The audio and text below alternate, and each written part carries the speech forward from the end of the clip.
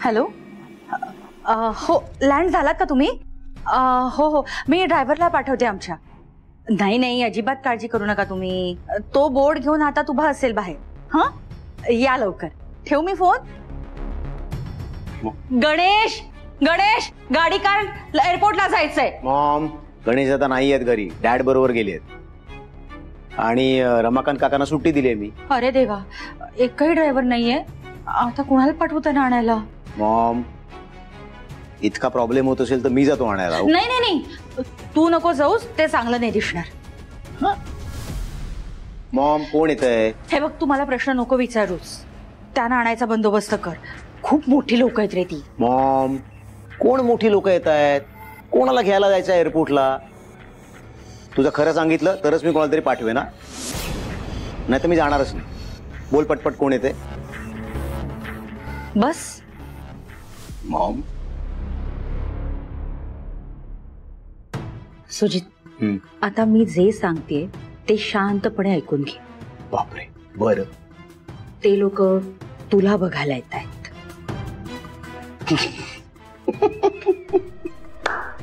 Maugham, मी काय picture आहे का? किंवा झू मधला एखादा प्राणी मला बघायला येतात म्हणजे? सुजित, तुला बघायला मुलीकडचे येत आहेत.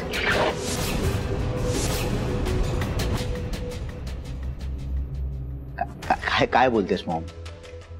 मुलीकडचे म्हणजे? सुजित, आम्ही ठरवलंय तुझं दुसरं लग्न करून द्यायचं. कांदेपोळ्याचा कार्यक्रम आजच ठरवलाय. मला यापुढे संचिता या घरची सून म्हणून नकोय. बस यार, काय बडबडतेस तू? दुसरं लग्न? एक लग्न झालंय माझं ऑलरेडी. मला काही इंटरेस्ट नाही दुसरं लग्न.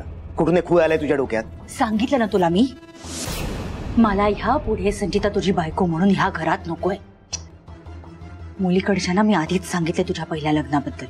त्यांना सगळं मान्य आहे. पण मॉम, पण बिन काही नकोय मला. शपथ आहे तुला माझी, नाही म्हणू नकोस. अरे, मला माझं नातवंड हवंय. या घरचा वारसदार हवाय मला. मॉम यार, तुझं काही प्लॅनिंग करत जाऊ नकोस यार. तू मला सांगत जा. मला तर इकडे बोलवून ठेवलंय. इकडे संचिता आहे घरात. तिच्या समोर सगळं करायचं होतं तुला. तिला जर कळलं ना, राडा करेल. अख्खं घर डोक्यावर गेल ती. कळतंय का तुला?